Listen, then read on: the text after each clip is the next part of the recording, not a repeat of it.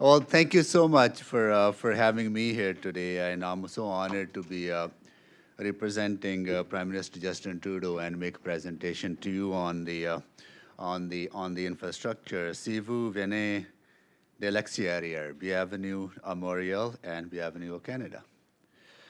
It's a pleasure for me to be here in Montreal at this international forum to talk about the importance of strategic investments in infrastructure and the approach that Canada has taken to face some of the challenges communities face everywhere around the world. I know that this diverse audience, whether it's engineers, construction people, technology people, investors, and project sponsors, understand better than most of us what it takes for infrastructure project to go from design to construction. But as a minister, what matters most to me is the impact these projects will have on people's lives, on our communities, and on the future of our children and grandchildren. We know that the world is changing. Every day it's becoming more digital. International trade continues to grow, and the way we move, work, and communicate are evolving. Climate change presents new challenges, and we know we must make our economies cleaner, more renewable, and more adaptive to environmental challenges. Infrastructure is the backbone of our communities and plays a key role in our vision of building a strong economy and creating middle-class jobs. We believe our cities should have efficient public transit systems that help reduce traffic congestion, helping Canadians get to work and back home to their families reliably and efficiently, at the same time improving air quality and enhancing productivity. We also know that climate change is impacting our existing infrastructure and respecting our communities.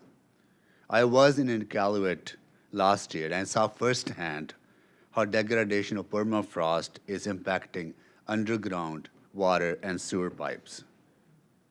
Highly concentrated and heavy rainfalls are flooding homes and businesses in many communities.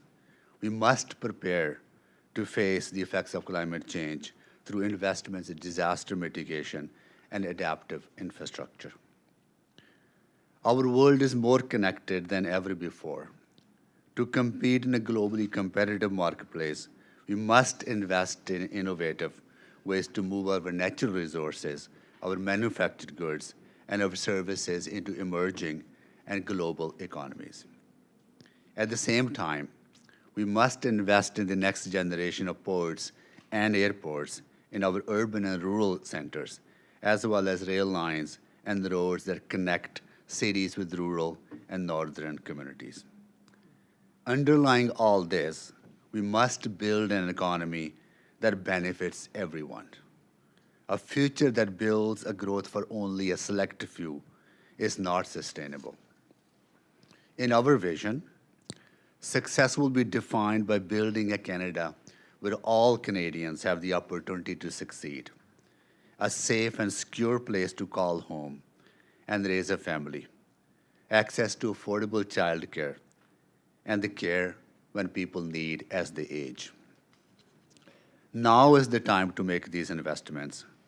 Canada is well positioned economically and can afford to invest in both our short-term success and the success of the future generations. That is why, 2.5 years ago, we made an ambitious commitment to make historic investments in infrastructure. A plan to more than double investments and focus on public transit, green infrastructure, social infrastructure, trade and transportation infrastructure, and the rural and northern communities infrastructure.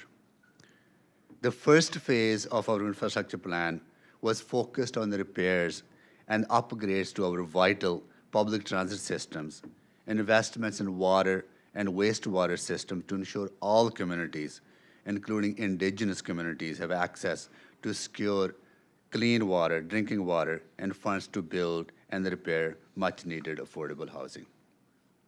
Now we are embarking in the next phase of our infrastructure plan. Investments that will make big transformative projects that will build our economy for the future. We believe that these investments will help us achieve the vision we have for our communities. Better movement of people and goods, clean air and water, reduced greenhouse gas emissions, smarter and more efficient cities, electrification of our transportation systems, sustainable water management, better access to affordable housing, more affordable childcare spaces, public spaces that make communities greater places to live, better transportation and digital infrastructure that people living in the remote communities need, and energy security and the reduced reliance on diesel in the north. We also need to innovate and try new approaches how we fund infrastructure. The Canada Infrastructure Bank is designed to do just that. The bank, an additional optional tool available to our partners, will use public funds to attract private sector and institutional investment for new revenue-generating infrastructure projects that are in the public interest. By leveraging the capital and expertise of the private sector, the bank will help public dollars go further, supporting building projects that might otherwise not move forward, and keep up grant dollars for those projects that are more appropriate for traditional grant funding mechanism. We also want to empower our partners to take risks and think outside the box. That is why we launched the Smart Cities Challenge, a pan-Canadian competition open to communities of all sizes, including municipalities, regional governments, and Indigenous communities. The challenge will encourage communities to adapt a smart cities approach to improve the lives of our residents through innovation, data, and connected technologies. Of course, all of this while continue to oversee some of the biggest and most complex infrastructure projects in North America. Not too far from here, the new Champlain Bridge has recently taken shape over the St. Lawrence River. This new bridge is one of the largest infrastructure projects and one of the largest P3 projects procurement in North America. It is truly impressive and really look forward to being part of the official opening next December. We're also building the Gordie Howe International Bridge project, which will connect Windsor, Ontario to Detroit, Michigan. This project is crucial to ensuring the efficient movement of people and goods through this key corridor to our biggest trading partner, the United States. And the groundbreaking next fall is another event I really look forward to. So those, and I just want to close by just telling you a little bit of why infrastructure matters to me a lot and why the human aspect of infrastructure is so important to me personally and to our government. As you saw in the last present, I'm pretty sure by this time you have figured out that I was not born in Canada. And if you haven't not figured that out, I must be faking my accent. I'm one of those people that made a choice to come to this country from India. And when I came at the age of 18, I could not speak English. I had a very little knowledge about Canadian society, and everything was different. Weather was different. Never seen snow in my life before. So when I landed at the Edmonton International Airport on November, in the evening of November, seeing snow first time and feeling so cold, I thought this will be the only time I will feel this cold. But it was all different experience every time. That I so what really helped me actually to connect to the community was the infrastructure, the libraries where I went to study, and the schools and the recreational facilities that I was able to use to make friends with other Edmontonians. So it's really important for us to understand that infrastructure is not only about the physical things we see. It is about unlocking the potential of people to participate in the economy and participate in the society and infrastructure. It has helped me to succeed. So I stand here in front of you today, not only as Minister of Infrastructure and Communities, but I stand here in front of you today because of infrastructure has enabled me to succeed. So I think that's a very important point for me to make with you. So with that, thank you so much for including me in this gathering today, and I look forward to the questions. Yeah.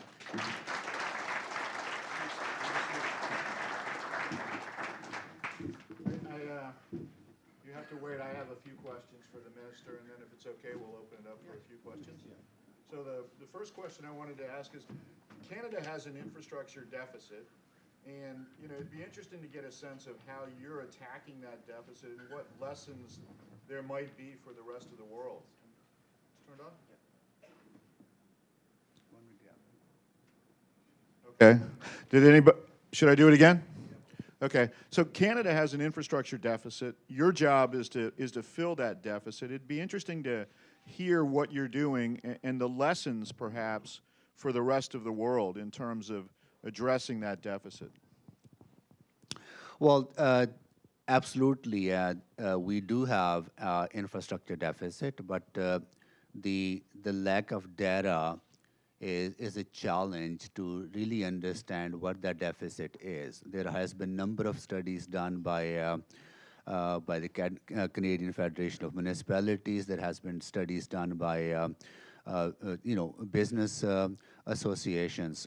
But I can tell you that whether we don't have proper data or not, but we see the impact of lack of infrastructure and the infrastructure deficit on our lives each and every day. When you're stuck in traffic for half an hour, 45 minutes, being completely unproductive, that is the infrastructure deficit that tell you that something is missing, right? When we have hundreds of communities that don't have clean water to drink, that tell you that infrastructure deficit does exist. So I think those are the real examples that you can see the impact of it in the community, and that's why we are almost doubling the investments, $180 billion. Yes, Canadian people don't understand billions, but they do understand the impact of those billions when you see the infrastructure being built for them. So I absolutely agree that we need to communicate in a way that we people see the impact of that on their daily lives. But infrastructure deficit does exist, and the impact of that is felt by Canadians in their daily lives. Very good. And are there any lessons that you would suggest, born in India and then working in Canada, for the rest of the world in terms of what you've been doing? Because one of the things that we talk about a lot here, and there are people here from probably more than 30 countries, is how in the world you really address those issues. I served on city council before being elected to this position, and given the opportunity to be leading this portfolio. One thing we stress a lot, and I think so critical for the federal government to understand, is that the decisions made at the local level are always better decisions than Ottawa determining what needs to be built and how it should be built.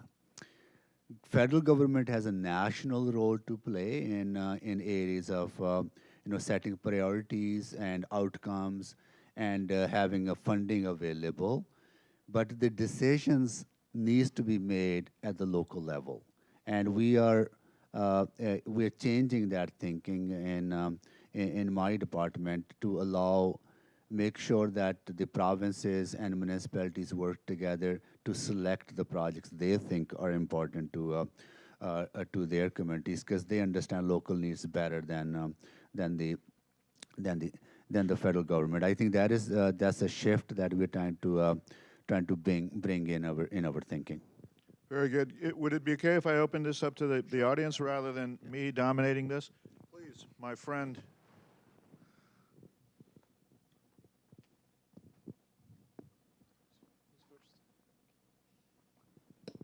Thank you. Minister Sohi, in the presentation before you given by Ipsos, there was a strong flavor of public perception around technology and innovation not being there to support some of the infrastructure build that's necessary now and into the future. Could you provide some recommendations or strategies you're looking at to change public perception around infusing technology-driven innovation? Absolutely, the issues around technology and data and the privacy issues and who owns that that are real questions, and we need to figure out how to tackle those. But I think you need to make technology and data meaningful to people. You need to make it real and how it impacts their lives. Uh, in the United States, they launched their Smart Cities Challenge, which we are doing as well. So we learned from them, and we engaged with the various other partners. So what they did in the United States, and one of the projects they funded that was selected as a Smart Cities Challenge initiative, was that the local organizations identified a real problem in the community. The problem was that women, pregnant women, and the infant mortality rate in that neighborhood was almost 4 times higher than the national average. So they wanted to tackle that problem. So what they did, they looked at the data, and they've worked with some technology companies, particularly transportation companies, better way to link those women to healthcare services, right? So I think the outcome was that the infant mortality rate dropped significantly, right? I think that is the purpose of it. So if you use technology and data to move people more efficiently in your community, reduce that gridlock, I think that then becomes meaningful. Then people start understanding the benefit of that, and they start embracing it. Any other questions?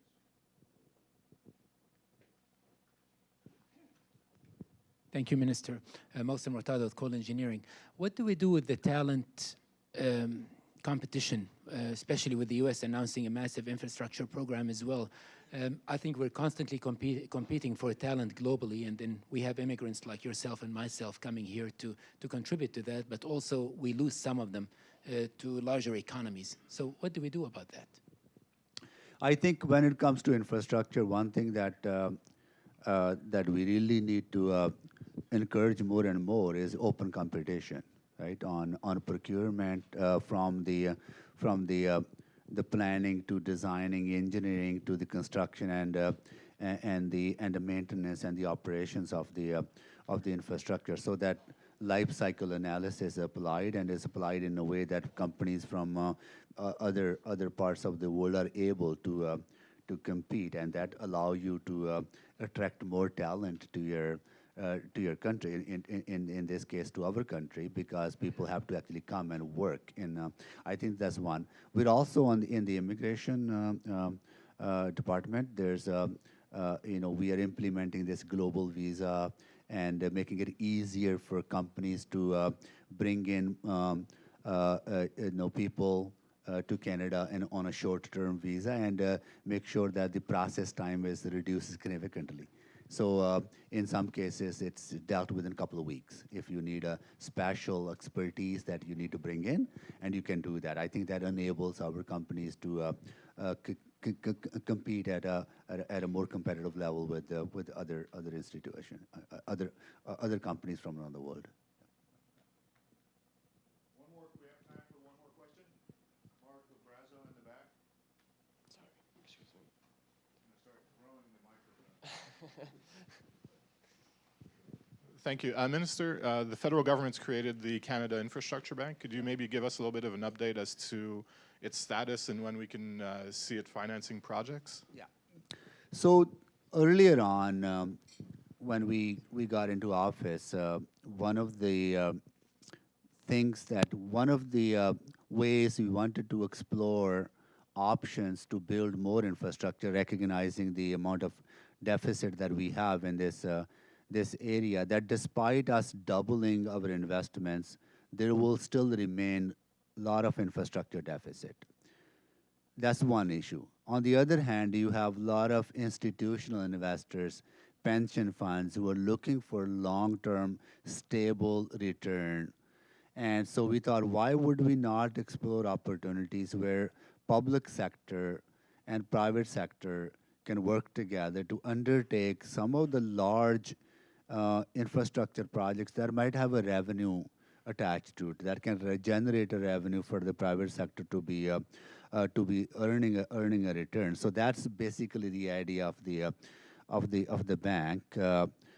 It is not to replace grant funding from the government, because there will be a lot of infrastructure needs that will never generate a revenue. So we will fund them through traditional means.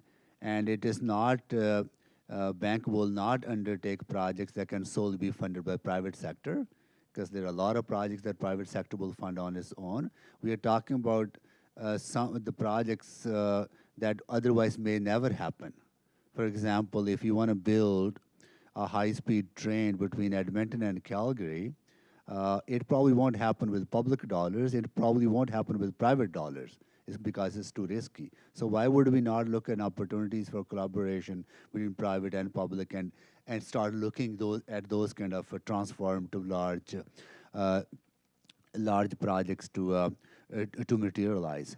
The bank is up and running now. It's located in Toronto. We have appointed the board and the chair. Staff is being hired, and we are in the process of selecting the CEO. And I will encourage all of you to that please learn more about it. And if you have any ideas that you want to share with the bank, please do so. It's arm's length Crown Corporation, where government's role is to determine whether a project undertaken is in the public interest or not.